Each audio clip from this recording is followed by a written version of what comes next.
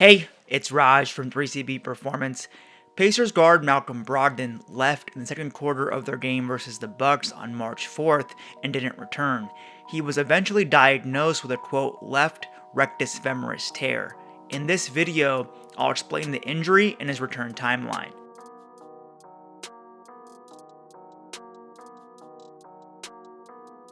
The rectus femoris is one of the four quadriceps muscles.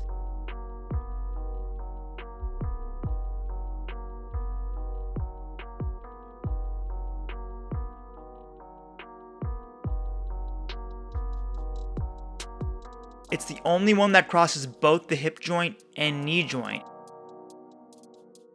and is actively involved in hip flexion and knee extension, straightening, while passively controlling hip extension and knee flexion, which is critical during movements like jumping and landing.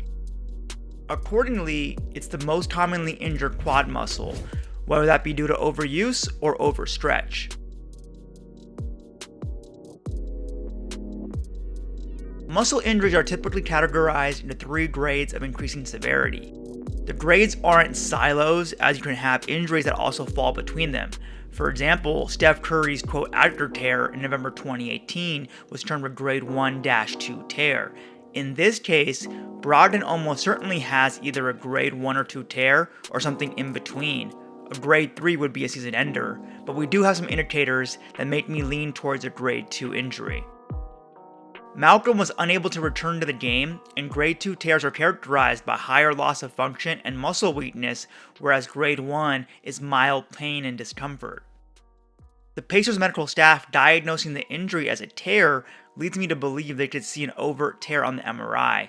Grade 1 tears often only involve micro-stretching of the muscle fibers, which aren't evident on MRI, whereas grade 2 tears tend to be visible on imaging.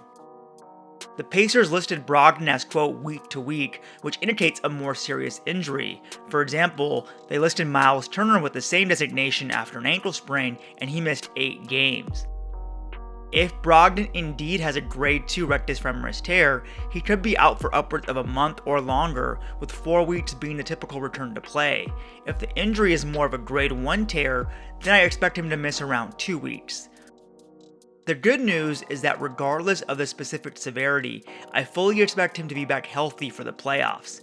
Fantasy playoffs could be a bit more dicey, however.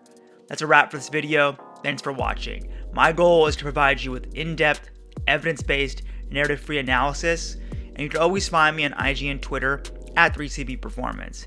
Make sure to sub to the channel and follow along on all social media for the latest updates. 3CB out.